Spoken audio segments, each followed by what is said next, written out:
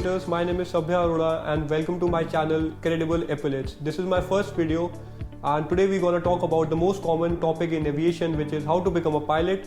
So let's get started. Audio Jungle.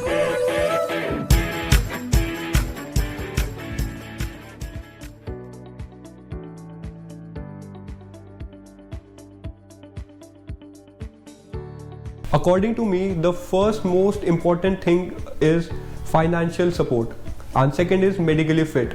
If you are medically fit, if you don't have financial support, still it's very hard to become a commercial pilot.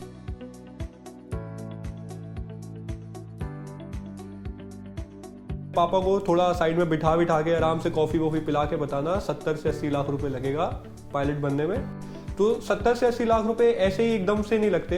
Initially आप अगर आपकी training पे जाते हो तो आपकी CPL training में आपका खर्चा आता है around 30 to 40 lakhs, which depends upon your institute where you are doing from.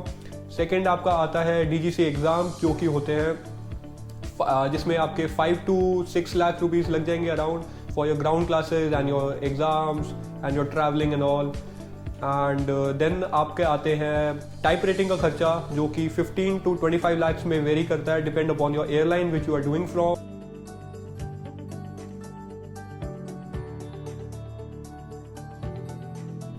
Now let's talk about medicals which is the most important thing.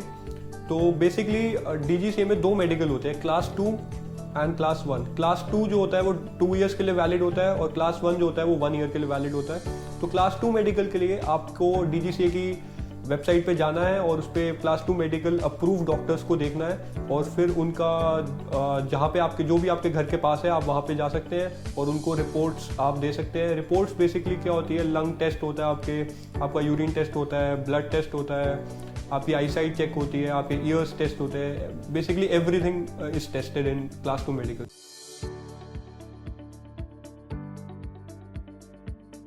My personal suggestion would be आप दोनों class 1 और class 2 medical initially करवा लो ताकि आपको पता चल जाए कि आप मेडिकली फिट हो या नहीं हो। क्लास 2 मेडिकल इतना ज़्यादा स्ट्रिक्ट नहीं होता पर क्लास 1 बहुत ही स्ट्रिक्ट होता है।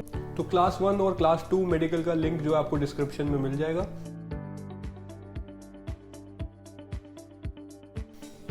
मेडिकल से एक फन फैक्ट बताता हूँ। पायलट्स जो होते हैं उनको आपस में अपने को पायलट के साथ जो फूड होता है वो शेयर करना अलाउड नहीं होता।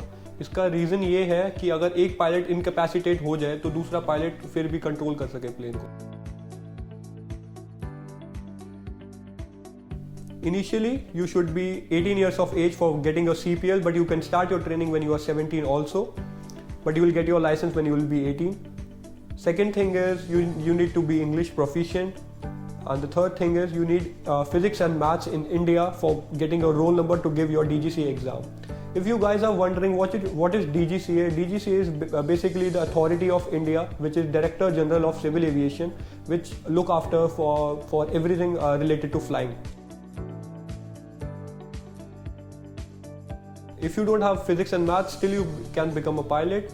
You need to give NIOS exams, which is National Institute of Open Schooling. आपको उसके ऑनलाइन फॉर्म भरने पड़ेंगे और वो ऑन डिमांड एग्ज़ाम्स होते हैं जो कि एवरी 2 months में हो सकते हैं। आप उनके फॉर्म भर सकते हैं और वो NIOS के एग्ज़ाम्स दे सकते हैं। So let's talk about computer number. तो कंप्यूटर नंबर बेसिकली क्या होता है, एक पायलट की पर्सनल आइडेंटिटी होती है जो कि कभी चेंज नहीं होती। वो आपको एग्ज़ाम देने में हेल्प करती है। जैसे अगर आपके पास वो यूनिक आईडी होती है जिससे आप एग्ज़ाम दे सकते हैं DGCA के। तो कंप्यूटर नंबर कैसे अप्लाई करते हैं वो जो है आजकल बहुत इजी हो गया है। जिस टाइम पे मैंने दिया था बहुत टफ था और बहुत टाइम लगता था, बट आजकल 15 to 1 month पे आपका कंप्यूटर नंबर आपको मिल जाता है। तो इसका जो प्रोसेस है वो थोड़ा सा कॉम्प्लिकेटेड है, पर आप DGCA की वेबसाइट पर जाके आप न्यू कैंडिडेट लॉगिन करके उसके बाद अपनी ईमेल आईडी और फ़ोन नंबर आपको रजिस्टर करना पड़ेगा। फिर आपको अपनी पर्सनल इन्फॉर्मेशन जैसे address, father's name, flying school and stuff आपको वो सब कुछ फिल करना पड़ेगा।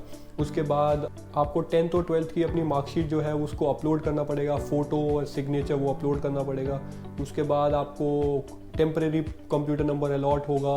उसके बाद आपको एक DGCA से नोटिफिकेशन आएगा जिसमें आपको वो बोलेंगे कि आपको अपनी फ़ोटो एंड सिग्नेचर अपलोड करना है। फ़ोटो और सिग्नेचर की अलग अलग डायमेंशन होती है, फ़ोटो मैट फिनिश होनी चाहिए और उसकी सर्टेन डायमेंशन होती है, और ब्लैक एंड वाइट होनी चाहिए। सिग्नेचर भी ऐसे ही उनकी कुछ डायमेंशन होती है, आपको उसमें करना है और आपको वो सारी गाइडलाइंस जो है वो फॉलो करनी है और वो अपलोड करना है, और फिर फाइनली आपके पास कंप्यूटर नंबर आ जाएगा। तो इस प्रोसेस में आपको 1 मंथ मैक्सिमम लगेगा। पहले बहुत टाइम लगता था पर अब इतना टाइम नहीं लगता। तो आपका 1 मंथ पे आपके पास कंप्यूटर नंबर आ जाएगा और फिर आप एग्ज़ाम देने के लिए एलिजिबल हो जाओगे। I hope you like the video. In next video we're gonna talk about DGCA exams, किस किस टाइप के एग्ज़ाम्स होते हैं, उनका सिलेबस क्या होता है, कैसे पेपर देना होता है, कब कब एग्ज़ाम्स होते हैं। तो अगर आपको वीडियो पसंद आए तो डू लाइक माई वीडियो। अगर आपके पास कोई सजेशन है मेरी नेक्स्ट वीडियो के लिए तो आप कमेंट कर सकते हैं मेरे यूट्यूब चैनल पे क्रेडिबल एपिलेट्स पे। If you guys are interested in my aviation video, you can check my Instagram handle which is sabi_333 and आपको वहाँ पे बहुत सारी वीडियो मिल सकती है एविएशन।